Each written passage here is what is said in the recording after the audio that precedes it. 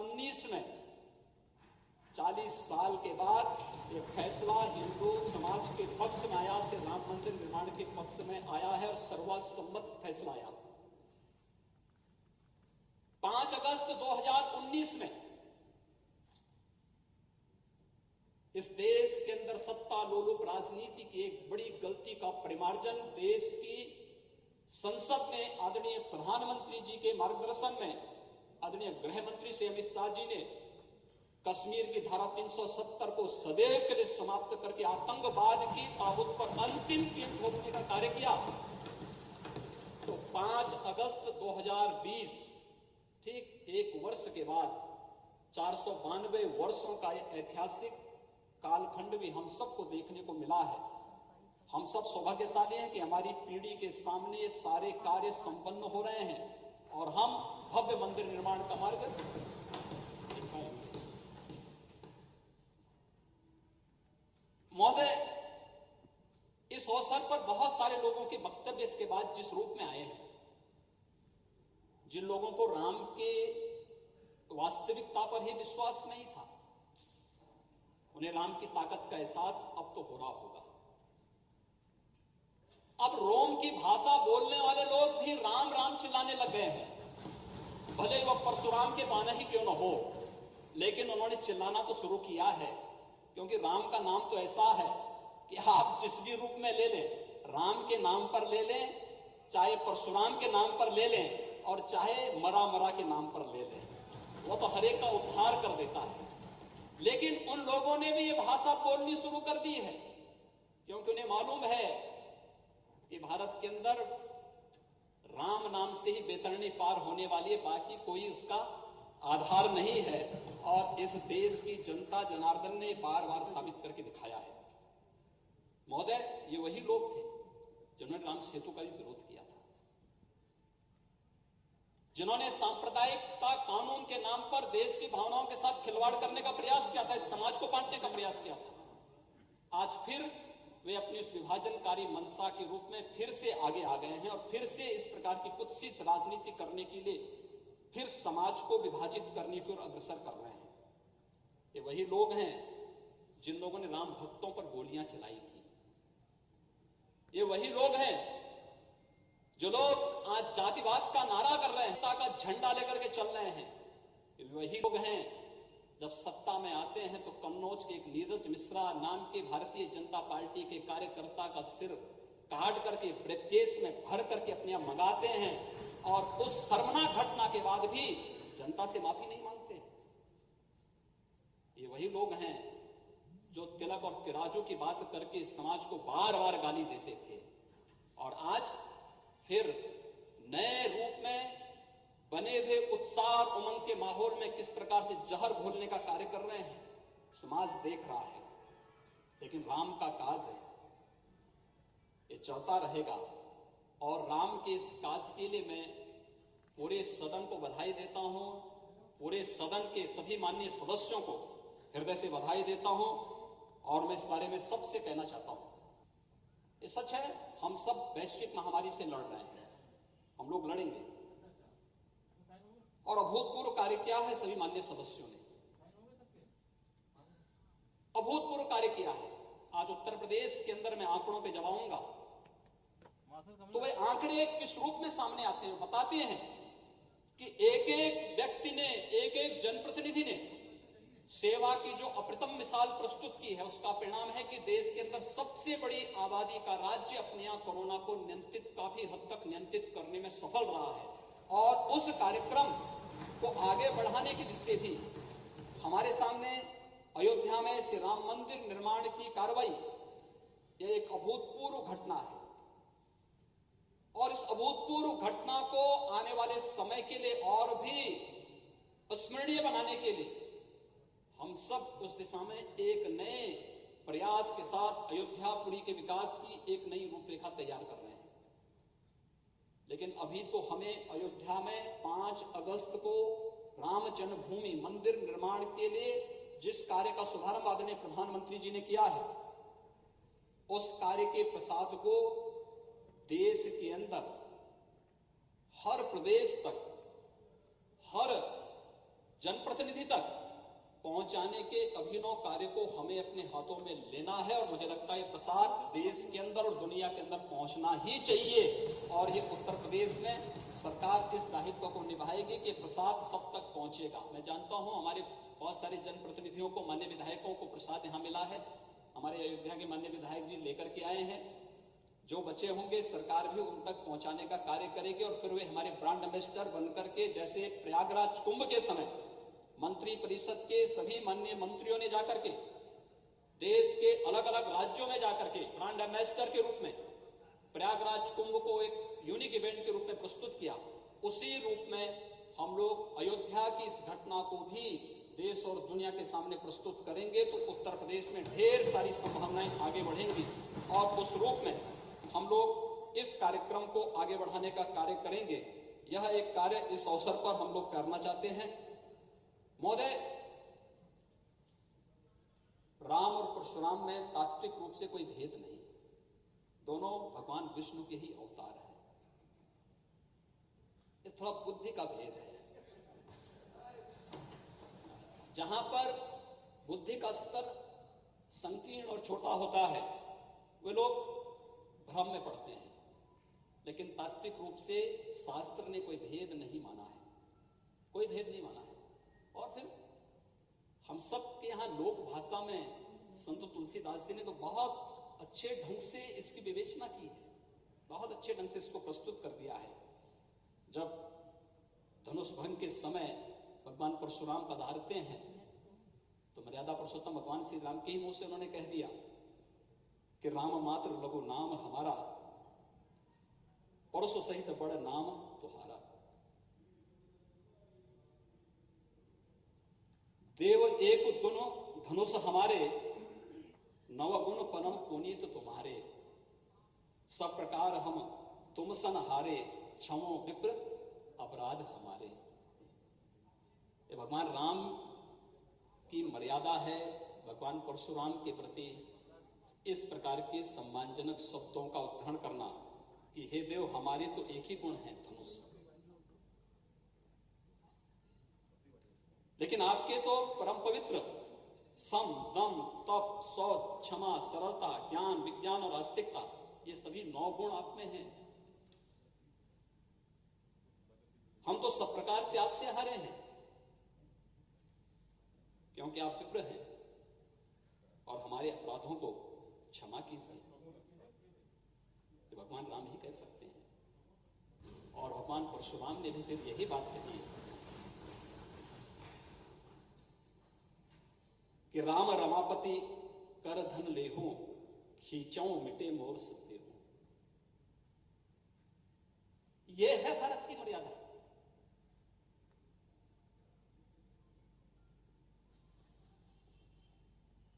भगवान विष्णु का वह धनुष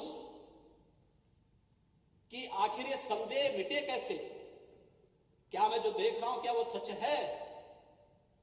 और उन्होंने यही कहा, हे राम जो मैं देख रहा हूं ये धनुष लीजिए, इसका संधान कीजिए। और वो धनुष स्वतः ही राम के पास पहुंचता है और उसके बाद पुनः भगवान परशुराम के मुंह से निकल पड़ता है कि जय रघुवंश बनज बन भानु, गहन दनुज कुल दहन कृषानु। जय सुर विप्र धेनु हितकारी, जय मद मोह कोह ब्रह्महारी। कही जय जय जय रघुकुल केतु, भृगुपति गए बनहि तप हेतु। अगर उन्होंने राम और परशुराम के महत्व को समझा होता तो अपनी जातिवादी विभाजनकारी कुत्सित मनसाओं को व्यक्त करने के बजाय देश की खुशी के साथ ये लोग भी उमंग और उत्साह के साथ आए होते तो भारत की ताकत कई गुना बढ़ी होती। लेकिन दुर्भाग्य है उन लोगों का, वो देश की खुशी के साथ खुश नहीं हो सकते, क्योंकि देश की खुशी के साथ, राष्ट्र मंगल की खुशी के साथ वही लोग खुश हो सकते हैं जिनमें मर्यादा होती है, जिनमें धैर्य होता है, और लोकतंत्र में मर्यादा और धैर्य अत्यंत महत्वपूर्ण है, क्योंकि लोकतंत्र बगैर लोकलाज के नहीं चलता। ये लोकलाज बहुत महत्वपूर्ण होता है। व्यक्ति उस समय के लिए झूठ का सहारा लेकर के समाज के चेहरे पर धूल तो झोंक सकता है, लेकिन विधाता से कभी बच नहीं सकता है, कभी नहीं बच सकता है। और ये गलती वे लोग कर रहे हैं जो 492 वर्षों की गलती के परिमार्जन के फलस्वरूप अयोध्या में जो अवसर आया है, उस अवसर पर भी जिन लोगों ने राजनीति करके और उस अवसर को धूमिल करने का प्रयास किया है, महोदय, उन लोगों को समाज जवाब देगा, समय के अनुरूप जवाब देगा, अवश्य जवाब देगा।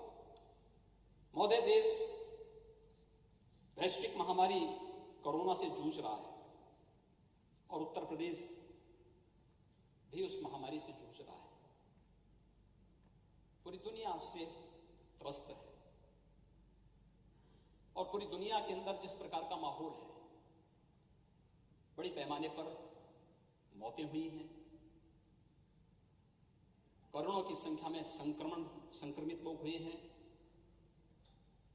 व्यापक पैमाने पर अर्थव्यवस्था पर इसका असर पड़ा है, आस्था पर कहीं न कहीं आस्थाएं आहत होती हुई दिखाई देती हैं। हम लोगों को भी मजबूरी में लोगों के लिए बोलना पड़ता है कि नहीं, पहले संक्रमण को रोकने के लिए हम जन आस्था को बचाएं, लोगों को बचाएं, और फिर इसके बाद फिर हमें बोलना पड़ता है कि हो सकता है कि कुछ समय के लिए हमें अपने पर्व और त्योहार स्थगित करने पड़े, और इसको करना भी पड़ रहा है। लोग कर रहे हैं, सहयोग कर रहे हैं। मैं अभिनंदन करूंगा समाज का, उन सभी का। बड़े बड़े पर्व और त्योहार हम लोगों ने आह्वान किया। रामनवमी का पर्व अयोध्या में नहीं होगा, अपेक्षित थी कि 2 करोड़ की भीड़ आएगी, और देखा होगा सब लोगों ने कहा कि नहीं, हम सहयोग करेंगे। आदरणीय प्रधानमंत्री जी का आह्वान था, लॉकडाउन होना, लॉकडाउन में सभी लोगों ने सहयोग किया। जनता कर्फ्यू में पूरा देश उमड़ पड़ा, एक साथ सब लोगों ने मिल करके उस अभियान का हिस्सा बन करके कार्यक्रम किया। लॉकडाउन में जो समय से लिए गए निर्णय के परिणाम स्वरूप देश को बचाने में मदद मिली, लेकिन उस सब के बावजूद इस वैश्विक महामारी, सदी की सबसे भीषण 19 से इस लड़ाई को लड़ने की तैयारी जिस रूप में हुई है और जिस रूप में कर रहे हैं, महोदय, अगर मैं आंकड़े प्रस्तुत करूं उत्तर प्रदेश की भी और देश के प्रमुख राज्यों की भी। दिल्ली का एक नमूना उत्तर प्रदेश में आता है और उत्तर प्रदेश में आके कहता है कि उत्तर प्रदेश में कोविड के खिलाफ कोई रणनीति नहीं बन पा रही है।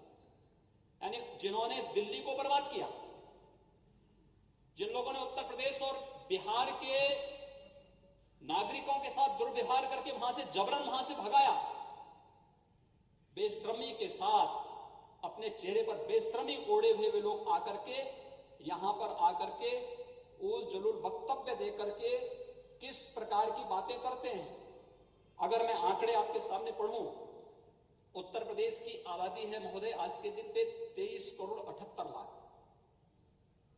और उत्तर प्रदेश के अंदर कुल पॉजिटिव केस हैं 1,72,000, सक्रिय केस हैं 48,000, उपचारित हुए हैं 1,21,000, मृत्यु हुई है 2,700, कुल टेस्ट हुए हैं 41,84,900। हमारे पास 10 लाख पे केस कुल 744 हैं, मृत्यु प्रति 10 लाख में 12 है, और मृत्यु दर है 1.6%। ये देश के अंदर न्यूनतम मृत्यु दर है। और महोदय, दिल्ली से जो एक नमूना आता है, इसको इसकी वास्तविकता हम बताते हैं। दिल्ली की कुल आबादी है 1 करोड़ 80 लाख। दिल्ली में कुल पॉजिटिव केस हैं 1,56,000।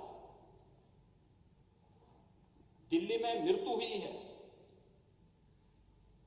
4,235, यानी उत्तर प्रदेश के 2,700 की तुलना में 4,200। यूपी में प्रति 10 लाख पे केस हैं 744, दिल्ली में है 7,880। प्रति 10 लाख पे यूपी में मृत्यु है 12, दिल्ली में है 214। यूपी में है मृत्यु दर 1.6, दिल्ली में है 2.7%।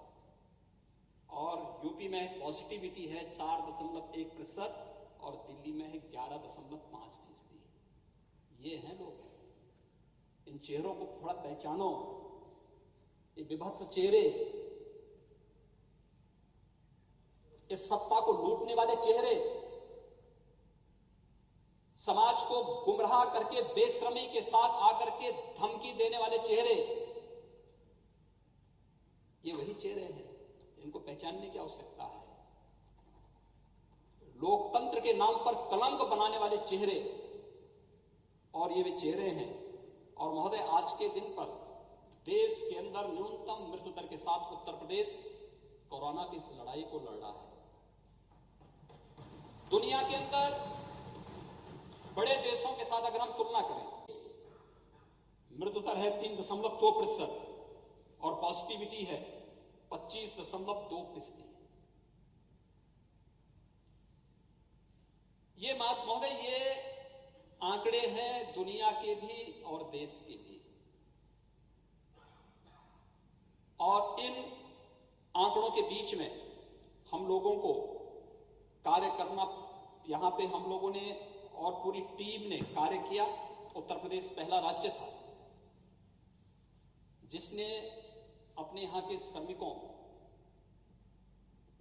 स्ट्रीट वेंडर्स की और गरीबों के लिए राहत की घोषणा की। मंत्री परिषद जैसे बैठा, मंत्री परिषद की समिति वित्त मंत्री की अध्यक्षता में गठित होती है और मंत्री परिषद की सिफारिश के साथ ही, कमेटी की सिफारिश के साथ ही 25 मार्च को लॉकडाउन प्रारंभ होने के साथ ही सिफारिश भी लागू होती है। और प्रदेश में 34 लाख से अधिक निर्माण श्रमिक, स्ट्रीट वेंडर, पल्लेदार, कुली, इन सबको भरण पोषण भत्ता देने का कार्य प्रारंभ किया। और उत्तर प्रदेश पहला राज्य था जिसने उन गरीबों के लिए इस प्रकार के कार्य की योजना को लागू किया और फिर पूरे देश के अंदर इस कार्यक्रम को लागू किया गया। महोदय, 18 करोड़ लोगों को अप्रैल माह से लेकर के अब तक लगातार महीने में 2-2 बार खाद्यान्न देने का कार्य हो रहा है उत्तर प्रदेश के अंदर, प्रधानमंत्री गरीब कल्याण पैकेज के अंतर्गत और उत्तर प्रदेश पीडीएस की जो स्कीम है उसके अंतर्गत भी ये कार्यक्रम लगातार चल रहे हैं। कोरोना कालखंड में उत्तर प्रदेश पहला राज्य था जिसने किसानों की कोई भी समस्या को बाधित नहीं होने दिया। समय पे फसल की कटाई हो, हार्वेस्टर पहुंचे, रेपर पहुंचे, किसानों के यहां उनको कंबाइन मशीन उपलब्ध हो जाए, हमने परमिशन दी, वहां पर हर प्रकार की सुविधाएं उपलब्ध करवाई, सारे कार्यक्रम आगे बढ़े। 119 चीनी मिलें थी, सभी 119 चीनी मिलें इस दौरान चलाई गई। 2500 कोल्ड स्टोरेज थे, सभी कोल्ड स्टोरेज चलाए गए। और तो और उत्तर प्रदेश के सामने 25 को लॉकडाउन होता है मार्च को, 27 तारीख को दिल्ली से जबरन उत्तर प्रदेश और बिहार के लोगों को भगा दिया जाता है। और उसके बाद जो स्थिति पैदा होती है, जिस प्रकार की स्थिति पैदा होती है दिल्ली बॉर्डर पर, गाजियाबाद में, नोएडा में,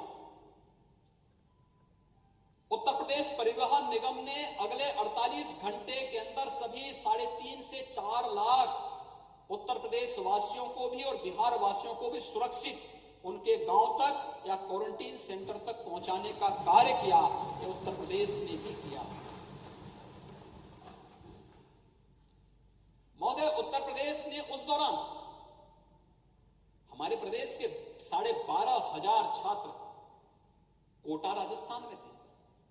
यानी जब हम एक आपदा से लड़ रहे हैं तब लोग बस के नाम पर स्कूटर का नंबर हमें दे करके मजाक बना रहे थे लोगों के साथ में, और यही सच्चाई नहीं सुनना चाहते, इसीलिए भाग करके बाहर गए, क्योंकि इन्हें मालूम है कि जब ये सच्चाई सामने आएगी एक्सपोज होंगे। न्यायालय में गए, न्यायालय ने भी इनको इस बारे में कहा कि जब प्रदेश सरकार लड़ रही थी, एक महामारी से लड़ रही थी, उस समय सहयोग करने की बजाय आप झूठे नंबर देकर के गुमराह करने का प्रयास कर रहे हैं, बाधा पैदा कर रहे हैं। 12,500 हमारे बच्चे इस प्रदेश के बच्चे कोटा राजस्थान में प्रतियोगी परीक्षाओं की तैयारी कर रहे थे।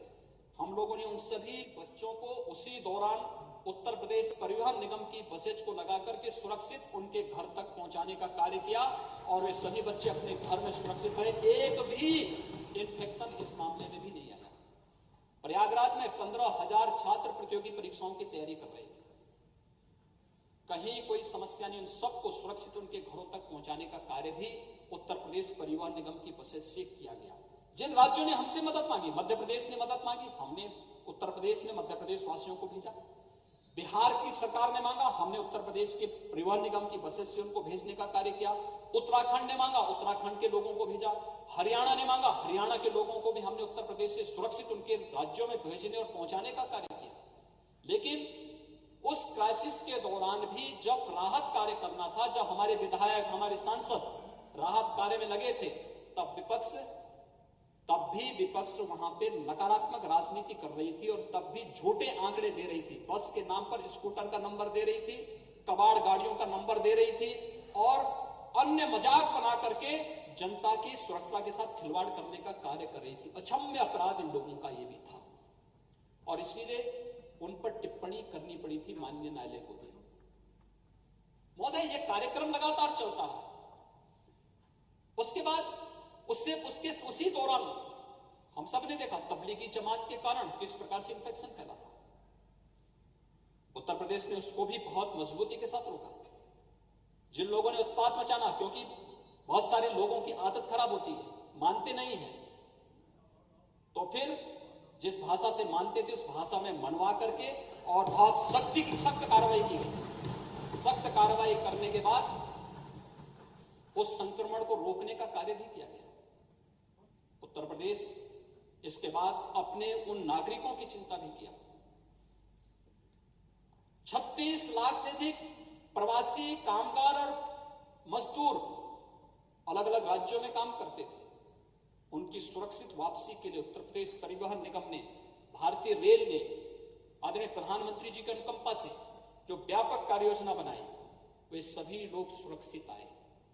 कोई कल्पना कर सकता है जिस राज्य में 40 लाख से अधिक माइग्रेंट लेबर आई हो, उस राज्य में संक्रमण किसी भी अन्य बड़े राज्य की तुलना में न्यूनतम स्तर पर है।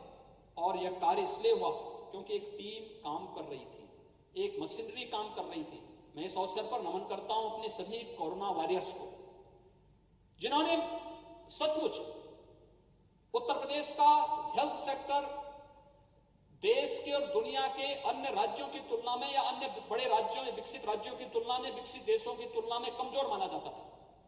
लेकिन इस सब के बावजूद हेल्थ सेक्टर ने, मेडिकल एजुकेशन ने, हेल्थ ने, सभी ने और कोरोना वायरस ने, चाहे वह स्वास्थ्य विभाग से जुड़े हुए हों, चाहे वह सुरक्षा से जुड़े हुए हों, चाहे वह सफाई के कर्मी हों, चाहे वह बैंक से या समाज के अलग अलग सेक्टर से जुड़े हुए हों, खाद्य विभाग से जुड़े हुए थे, कृषि से जुड़े हुए थे, अलग अलग विभाग से जुड़े हुए, सभी लोगों ने मिलकर के जो एक टीम वर्क का उदाहरण प्रस्तुत किया कि विपत्ति में हम काम करेंगे, और जो उदाहरण प्रस्तुत किया, आज उसका परिणाम कि हम लोग संक्रमण को हर हाल में कंटेन करने में सफल हुए और उत्तर प्रदेश आज के दिन पर जहां एक सुरक्षित स्थिति में है, वहीं महोदय आज के दिन पर सर्वाधिक टेस्ट करने वाला राज्य भी उत्तर प्रदेश है। अपनी सीमित क्षमता के बल पर सर्वाधिक टेस्ट करने वाला राज्य भी उत्तर प्रदेश है।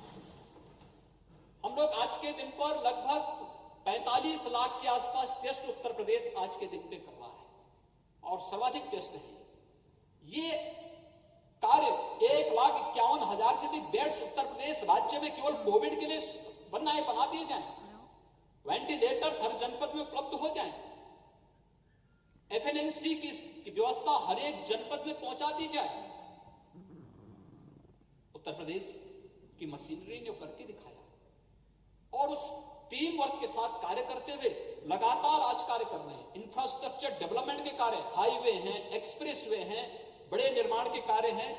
मंत्री परिषद की रिपोर्ट आने के साथ ही कमेटी ने अपनी रिपोर्ट दी, तत्काल ये कार्य प्रारंभ हो गए, युद्ध स्तर पर कार्य चल रहे हैं और आज उसका परिणाम है।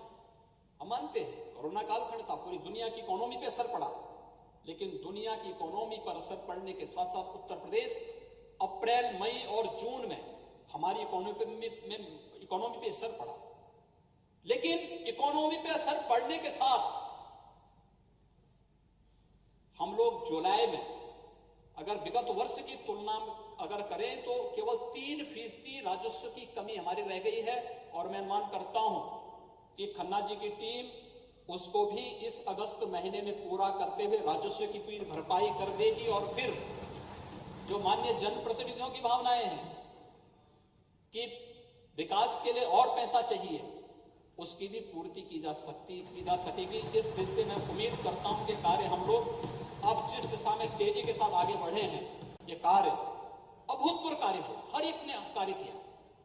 उधर प्रधानमंत्री जी पैकेज घोषित करते हैं 20 लाख करोड़ का, इधर एमएसएमई अगले दिन ही 2 लाख से अधिक यूनिट को 2000 करोड़ रुपए से अधिक का ऋण वितरण कर देता है। उत्तर प्रदेश ने दिखाया कि हम काम करके दिखा सकते हैं, हर योजना का लाभ ले सकते हैं। महोदय, उत्तर प्रदेश को अगले 1 साल के अंदर 15,000 करोड़ रुपए अपने एमएसएमई यूनिट को लोन के रूप में देना था, और हम लोग अब तक 10,000 करोड़ रुपए से अधिक बांट चुके हैं।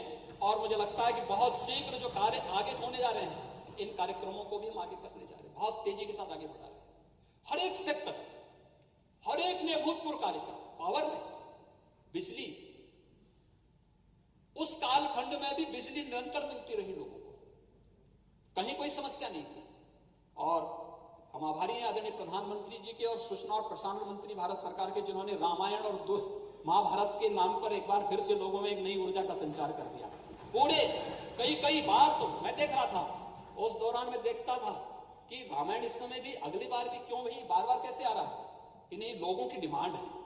यह है भारत की भावना। अगर इस भावना को समझने का प्रयास किया होता विपक्ष ने, तो राम के प्रति इस प्रकार की अनर्गल टिप्पणी ये लोग नहीं करते। लेकिन खैर, जो राम का हुआ उसके सारे काम अपने आप सिद्ध होते हुए चलते हैं। और ये तो भारत की परंपरा भी है, जिसने राम का नाम लिया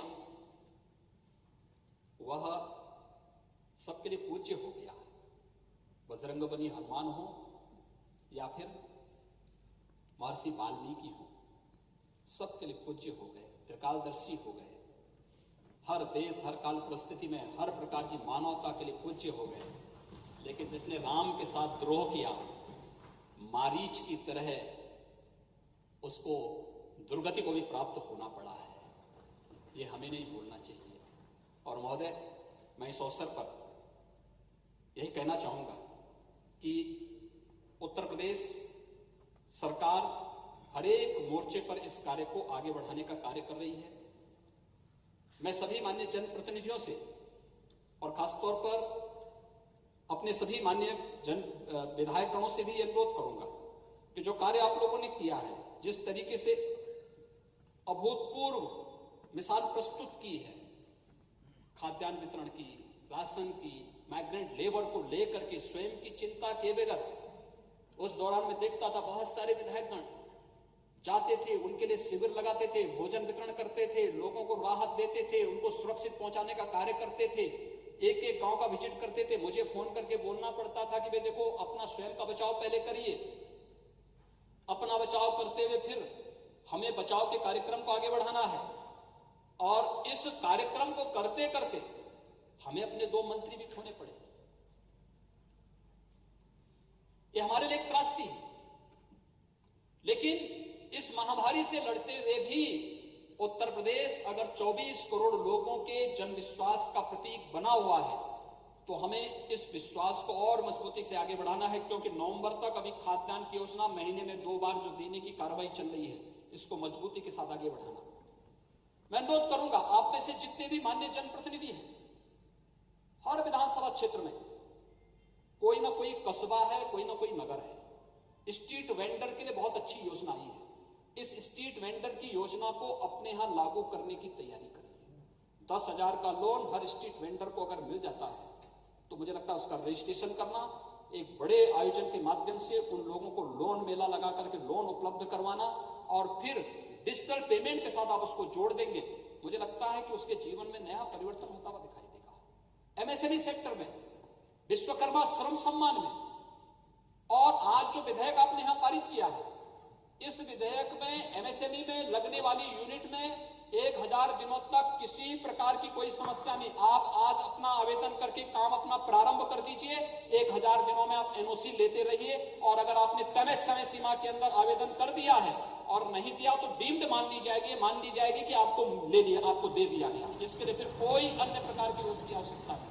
ये एक बड़ा कार्य, और इस कार्य को करने की दिशा में हम लोगों को अभी से अपनी कार्य योजना बनानी चाहिए। खाद्यान्न, हर गरीब को खाद्यान्न देने की व्यवस्था।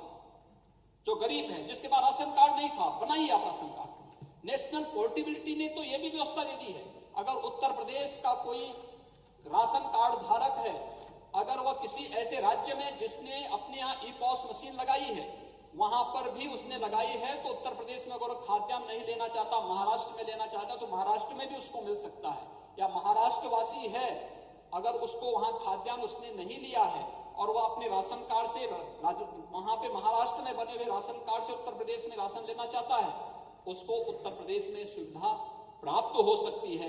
नेशनल पोर्टेबिलिटी ने, प्रधानमंत्री जी ने यह सुविधा दे दी है। हम प्रधानमंत्री जी के आभारी हैं कि उन्होंने नेशनल पोर्टेबिलिटी की व्यवस्था को लागू किया। उत्तर प्रदेश सबसे बड़ी आबादी का राज्य होने के बावजूद भी हमने इसको उत्तर प्रदेश के अंदर लागू किया है। यह सुविधा हम उत्तर प्रदेश को दे चुके हैं। एक बड़ा कार्यक्रम इसके साथ चल रहा है। मैं अपील करूंगा आपसे, पावर सेक्टर में बड़ा कार्य होने जा रहा है। 1.5 साल का समय भी आपके पास नहीं चुनाव के लिए। जितने मजरे हैं विद्युतीकरण के लिए, अपनी पूरी सूची बना करके सरकार को उपलब्ध करवाएं, विभाग को उपलब्ध करवाएं। 1 साल के अंदर प्रयास करें, एक अभियान चला करके सभी मजरों तक विद्युतीकरण का कार्य प्रारंभ कर पूरा करवा दे। सरकार पूरा पैसा इसके लिए उपलब्ध करवाएगी। इसके लिए पैसे की कोई कमी नहीं आने वाली है। सड़कों के लिए भी व्यापक कार्य योजना को लेकर के हम कार्य करने जा रहे हैं। इंफ्रास्ट्रक्चर डेवलपमेंट के लिए, सबसे बड़ी आबादी का राज्य होने और सब आर्थिक स्थिति अन्य राज्यों की तुलना में उतनी मजबूत न होने के बावजूद भी पूर्वांचल एक्सप्रेसवे का काम तय समय सीमा के अंदर पूरा होगा। उत्तर प्रदेश सरकार इस कार्य को तेजी के साथ आगे बढ़ा रही है। बुंदेलखंड एक्सप्रेसवे तय समय सीमा के अंदर पूरा होगी। डिफेंस कॉरिडोर का काम तय समय सीमा के अंदर तेजी के साथ आगे बढ़ रहा है। गंगा एक्सप्रेसवे का काम मेरठ से प्रयागराज तक, यह कार्य राज्य सरकार अपने स्तर पर औद्योगिक विकास विभाग इस कार्य को कर रही है। लेकिन साथ साथ हमने भारत सरकार से भी अनुरोध किया है कि मेरठ को हरिद्वार तक जोड़ने और प्रयागराज को काशी तक जोड़ने के लिए इस एक्सप्रेसवे को कर देंगे तो गंगा एक्सप्रेसवे पूरी इस मंशा को पूरा कर देगा कि हरिद्वार से लेकर के और हम लोग काशी तक इस गंगा एक्सप्रेसवे के माध्यम से उत्तर प्रदेश को पूरब से पश्चिम तक जोड़ने का एक बड़ा कॉरिडोर दे देंगे और ये विकास का बहुत बड़ा गलियारा बनेगा। औद्योगिक विकास विभाग ने इन सभी एक्सप्रेसवे को एक्सप्रेसवे तक सीमित नहीं रखा है। इसमें हमारे जगह जगह क्लस्टर बनेंगे, औद्योगिक क्लस्टर बनेंगे अलग अलग। कहीं एमएसएमई का बन जाएगा, कहीं फूड प्रोसेसिंग का बन जाएगा, कहीं पे टेक्सटाइल का बन जाएगा, कहीं पे किसी अन्य उसका बन जाएगा। अलग अलग हमारे पास पहले से मौजूद है। 1 डिस्ट्रिक्ट 1 प्रोडक्ट की कार्य योजना बहुत प्रभावी योजना है। आत्मनिर्भर भारत की परिकल्पना का आधार उत्तर प्रदेश के अंदर 1 डिस्ट्रिक्ट 1 प्रोडक्ट की योजना बनेगी और इस योजना को जितना हम अपने अपने जनपद की एक एक योजना को लेकर के उसको प्रमोट करें। अभी एमएसएमई विभाग ने हर जनपद में फैसिलिटी सेंटर बनाने की कार्रवाई प्रारंभ की। अभिनव योजना है। उसकी मार्केटिंग, उसकी ब्रांडिंग, उसको डिजाइनिंग के साथ जोड़ना, व्यापक पैमाने पर उस कार्यक्रम को आगे बढ़ाना, यह कार्य हमें व्यापक पैमाने पर आगे बढ़ाने के लिए तय करना होगा। और इस दिशा से आज इस व्यवस्था को तेजी के साथ हम आगे बढ़ा रहे हैं। मैं विश्वास के साथ कह सकता हूं कि कोरोना के खिलाफ देश की इस लड़ाई में उत्तर प्रदेश अपनी प्रमुख भूमिका के साथ सामने आएगा। आज हर व्यक्ति उत्तर प्रदेश की इस भूमिका को स्वीकार करता है, चाहे वह स्वास्थ्य विभाग की, चिकित्सा शिक्षा विभाग की, यानी हर एक विभाग अपने अपने स्तर पर उस कार्य को तेजी के साथ आगे बढ़ाने का कार्य कर रहा है। आज जब विपक्ष के पास कोई मुद्दा नहीं तो फिर घूम फिर करके वह अपनी उन पुरानी आदतों के साथ फिर से जुड़ रहा है। क्योंकि जो आदतें बोलता जाता ना, आदत बुरी आदत जाती नहीं है, बुरी आदत जाती नहीं। अपनी वही विभाजनकारी संकीर्ण मानसिकता और उस संकीर्ण मानसिकता के साथ जो कार्य कर रहे हैं, वह कार्य मुझे लगता है कि इतिहास कभी उन्हें माफ करेगा नहीं, कभी नहीं माफ करेगा। महोदय, यह कार्य कोविड-19 की दृष्टि आदरणीय प्रधानमंत्री जी के नेतृत्व में देश जिस मजबूती से लड़ रहा है, हम उसको बहुत मजबूती के साथ आगे बढ़ाएंगे। इस दौरान कोविड-19 के साथ साथ हम बाढ़ से भी जूझ रहे हैं। प्रदेश के अंदर 40 जिले हमारे बाढ़ के प्रति संवेदनशील हैं। मुझे कुछ जिलों में जाने का अवसर मिला, लेकिन मैंने देखा, मैं प्रतिदिन की रिपोर्ट लेता हूं और मैं देखता हूं हमारे जनप्रतिनिधिगण कोई नाव में बैठ करके, कोई स्टीमर में बैठ करके, कोई गरीबों के बीच में जाकर के खाद्यान्न दे रहा है। और मुझे लगता है कि जिस भी जनप्रतिनिधि ने खाद्यान्न के पैकेट गरीब तक पहुंचाए हैं, मुझे लगता है उस गरीब बेचारे के लिए हमेशा के लिए वो यादगार बनेगा, क्योंकि लगभग 50 किलो का पूरा खाद्यान्न का पैकेट है। एक व्यक्ति तो नहीं उठा सकता है। मुझे लगता है खन्ना जी जैसे लोग भले उठा लेंगे, लेकिन सामान्य व्यक्ति तो नहीं उठा पाएगा।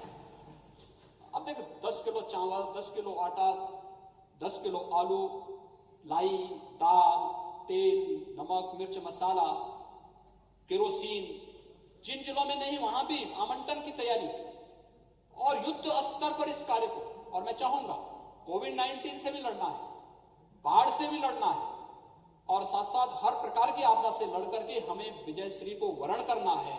और इस दिशा में आपका आह्वान करूंगा, कहीं भी कोई कमी होती है आप उसके बारे में अवगत बताएं। हम उसमें पूरी तत्परता के साथ राहत के कार्यों को वहां पर करने के लिए हर जनपद को कोविड-19 के लिए पर्याप्त धनराशि उपलब्ध कराई गई है। हर जनपद को बाढ़ की दृष्टि से पर्याप्त धनराशि उपलब्ध कराई गई है। किसी भी चीज की कमी कहीं नहीं होने दी जाएगी और बाढ़ से भी बचाएंगे, इससे भी बचाएंगे और साथ साथ अपराधियों से तो उत्तर प्रदेश को पहले ही बचाया जा चुका है और भी मजबूती के साथ बचाने का कार्य करेंगे। ये लोग कानून व्यवस्था की जो लोग बात कर रहे हैं ना, कानून व्यवस्था के लिए सबसे बड़े खतरे तो यही लोग थे। उत्तर प्रदेश में महोदय, अगर मैं 2016 की तुलना में अगर उत्तर प्रदेश के आंकड़ों को प्रस्तुत करूं तो महोदय, डकैती के मामलों में 74.5% की कमी आई है, अनुमान कर सकते हैं। लूट के मामले में 65.29% की कमी आई है। हत्या के मामले में 26.43% की कमी आई है। बलवा के मामले में 22.17% की कमी आई है। गृह वेदन में 12.69% की कमी आई है।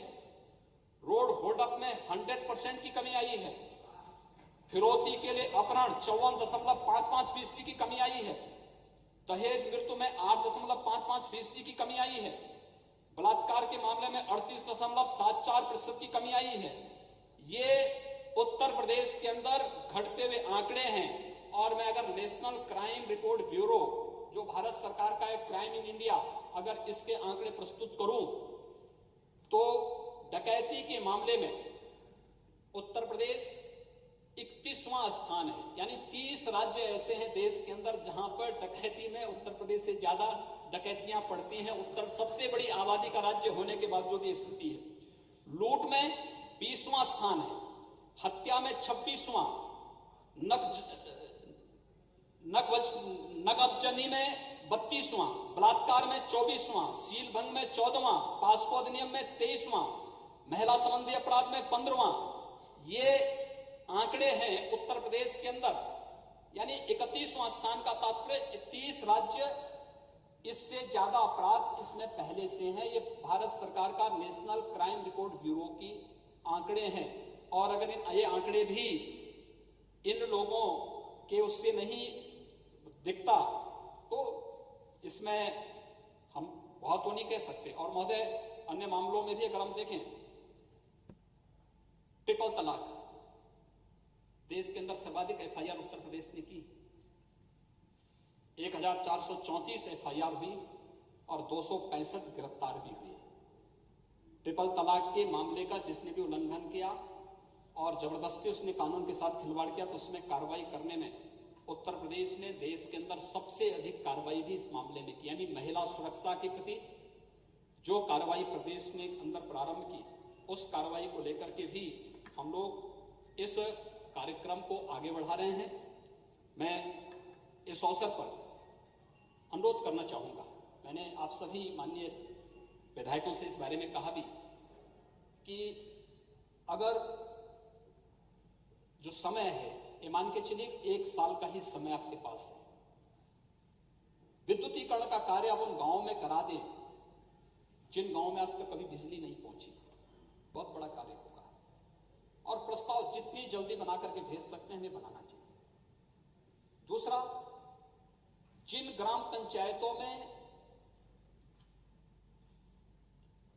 ग्राम सचिवालय नहीं है, जमीन मौके पे जाके आरक्षित करवाइए, प्रस्ताव भिजवाइए, तत्काल ग्राम पंचायत का काम वहां के लिए तत्काल प्रारंभ करवाने की तैयारी करवाइए। गांव को टेक्नोलॉजी के साथ जोड़िए, ऑप्टिकल फाइबर का कनेक्शन हर गांव तक पहुंचे और ग्राम सचिवालय को हर एक गांव में आप कई लोगों को रोजगार दे सकते हैं। जैसे रोजगार की दृष्टि से बहुत बड़ा कार्य हो सकता है और वह कार्य है खासतौर पर जो बहुत बड़ा कार्य हो सकता है, जैसे इस समय ग्रामीण विकास और पंचायती राज की तरफ से एक कार्य बैंकिंग कॉरेस्पॉन्डेंट सखी के रूप में प्रारंभ होने जा रहा है। हर गांव की किसी पढ़ी लिखी महिला को आप इस बैंकिंग कॉरेस्पॉन्डेंट सखी के साथ जोड़ सकते हैं। ऑनलाइन, यानी बैंकों में आपने देखा होगा कि हम पेंशन की राशि भेजते थे, अगले दिन लॉकडाउन के दौरान बड़ी संख्या में लोग भीड़ लगाते थे बैंकों में। अगर हम ग्राम सचिवालय में ही ये सुविधा दे दें कि लेन देन की सारी सुविधा बैंकिंग कॉरेस्पॉन्डेंट के माध्यम से गांव के अंदर होगी, तो बैंक में भीड़ नहीं होगी, बैंक अपने अन्य कार्यों को संपन्न कर सकता है।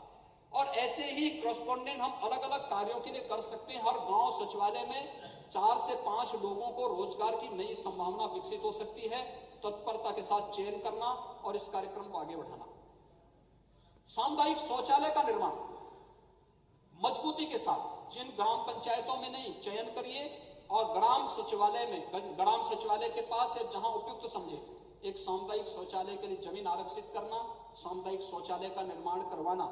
उस शौचालय के निर्माण के माध्यम से स्वच्छता का, अभी स्वच्छता की रैंकिंग आई है भारत सरकार की, उत्तर प्रदेश ने बहुत अच्छी रैंकिंग उसमें प्राप्त की है। देश के अंदर यह अभियान 2014 से चल रहा है, लेकिन उत्तर प्रदेश ने 2017 से इसको प्रारंभ किया और परसों जो आंकड़े आए हैं, मैं नगर विकास को, वर्तमान नगर विकास मंत्री को और पूर्व नगर विकास मंत्री को इसके लिए बधाई देता हूं कि सर्वाधिक पुरस्कार उत्तर प्रदेश सरकार को प्राप्त हुए हैं, उत्तर प्रदेश नगर विकास को प्राप्त हुए हैं। और उसके माध्यम से हम लोगों ने ये साबित किया है कि जहां चाह वहां राह, ये भी साबित उसमें करके दिखाया है। और महोदय, ये सारे आंकड़े इस बात को प्रदर्शित करते हैं कि हम लोग इन कार्यक्रमों को बहुत मजबूती के साथ आगे बढ़ाएंगे। लेकिन हमें विपक्ष की उस कुत्सित मंशा को भी समझना पड़ेगा जो अब हताश और निराश हो चुका है। बहस और वह किसी भी डिबेट का सामना नहीं करना चाहता है क्योंकि इसके पास कोई मुद्दे नहीं। वह इसलिए हताशा निराशा में इस प्रकार के हथकंडे अपनाएगा, हर जगह इस प्रकार की चीजें अपनाएगा। उस षड्यंत्र से बचते हुए अगर हम लोग उनको उनकी वास्तविक स्थिति को आभास करा सके और बता सके कि आपके द्वारा ये चीजें हो रही हैं और ये कार्य हो रहे हैं, हम अपनी उपलब्धियों को बोलने में संकोच न करें। मेरा ये मानना है सभी विधायकों ने अपने अपने विधानसभा क्षेत्र में इतना काम किया है, पिछले 20 वर्षों के दौरान कोई भी उतना काम नहीं किया होगा जितने 5 वर्ष के दौरान आप करके अपने अपने क्षेत्र में करके दिखा देंगे। ये अपने आप में एक बड़ी उपलब्धि आपके लिए। और बाकी जो बचे होंगे, हमारे पास 1.5 वर्ष का समय है। इस 1.5 वर्ष के दौरान तो ये बहुत स्पीड के साथ बढ़ी। अभी तक स्पीड हमारी अगर 120 की थी तो अब यही चलेगी 250 की स्पीड चलने वाली है। और 250 की स्पीड में विपक्ष नहीं चल पाएगा, क्योंकि काम करने की जिसकी आदत नहीं होती है वो काम कर भी नहीं सकता है। उनकी आदत नहीं काम करने की, इसलिए उनकी उस गलत मंशा, वो विभाजनकारी मंशा से बचते हुए हम केवल, मैं आपसे ही कहना चाहता हूं कि हम लोगों को एक नए और समृद्ध उत्तर प्रदेश को, एक सुरक्षित उत्तर प्रदेश की ओर जाने की व्यवस्था करनी चाहिए। और मैं देख रहा था जब मैं सदन में घुसा, मुझे देख के आश्चर्य हुआ था कि विपक्ष के एक माननीय सदस्य अपने गले में तख्ती लटकाए हुए थे। तो मुझे मेरठ की घटना याद आ गई जहां पे एक अपराधी अपने गले में तख्ती लटका करके घूम रहा था और कह रहा था जान बख्शो, और जान बख्शो की बात कर रहा था और जान बख्शो की बात कर रहा था। मुझे लगता है जनता इनको जब सबक सिखाएगी तो यही बताएगी, तब फिर इन लोगों को इसी प्रकार की तख्ती लेकर के घूमना पड़ेगा जनता से माफी मांगने के लिए। जनता के अदालत में ये लोग वहां पर जनता के सामने, इनके सामने जवाब देते हुए नहीं बनेगा। और किन किन लोगों के लिए एक, यानी आज तो सदन में खानों को बाहर करने की एक नई मुहिम चल पड़ी है। सपा एक खान के लिए, कांग्रेस दूसरे खान के लिए कि साहब इनको रिहाई करो, यानी कानून का उल्लंघन करेंगे, कानून को ठेंगा दिखाएंगे, उस प्रकार की गतिविधियों में लिप्त रहेंगे जो समाज विरोधी भी हो और कहीं ना कहीं सुरक्षा को चुनौती देती हो, और उस सबके बावजूद गले में तख्ती लटका करके उन खानों का समर्थन हो रहा हो, तो महोदय ये क्या संकेत करता है? मुझे देख के तो अफसोस होता है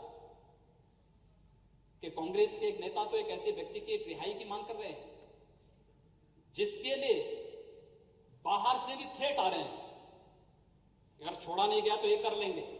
हमने कहा ये नया उत्तर प्रदेश है, यहां मालूम है ना कुछ करने के पहले दूसरे लोग की यात्रा करनी पड़ती है।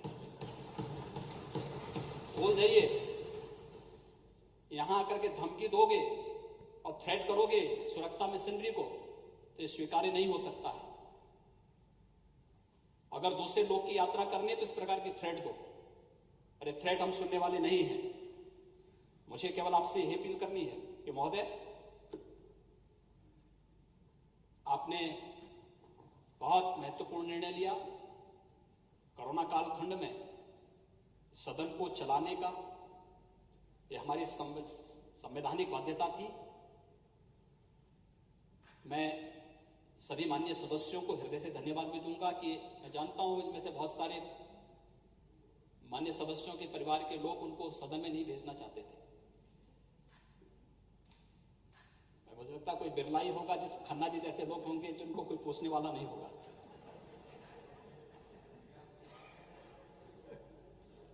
लेकिन ज्यादातर लोगों के परिवार से था कि इस समय सदन चलाने की आवश्यकता क्या है।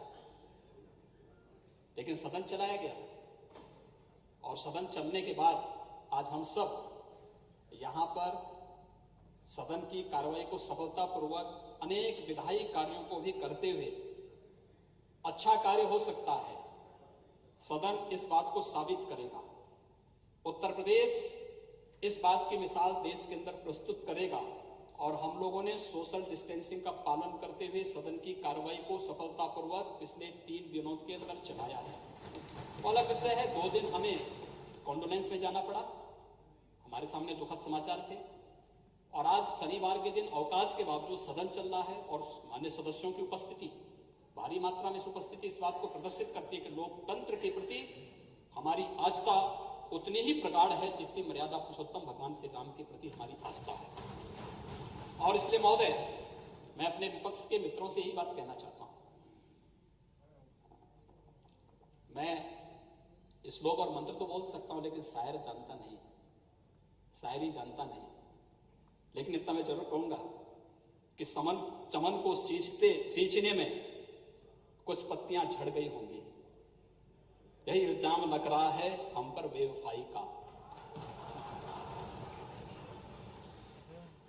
लेकिन महोदय, चमन को रौंद डाला जिन्होंने अपने पैरों से, वही दावा कर रहे हैं इस समन की रहनुमाई का।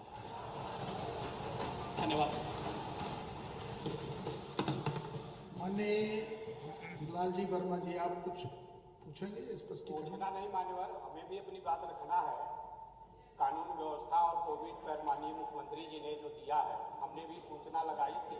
जो माननीय अगर आपकी अनुमति हो, अगर आपकी अनुमति कह रहा हूँ जी, जो माननीय मुख्यमंत्री जी ने 2 विषयों पर अपनी बातें कही हैं। जी जी, एक लॉ एंड ऑर्डर पर आंकड़े दिए हैं, एक जी जी, कोरोना पर, तो उस पर अगर आपके मन में कोई प्रश्न हो, जिज्ञासा हो तो पूछें। नहीं मान्यवर, हमें भी अपनी बात रख लेने दीजिए। आपने चर्चा करा दी तो हमें भी अपनी बात रखने का अवसर दे दीजिए। हम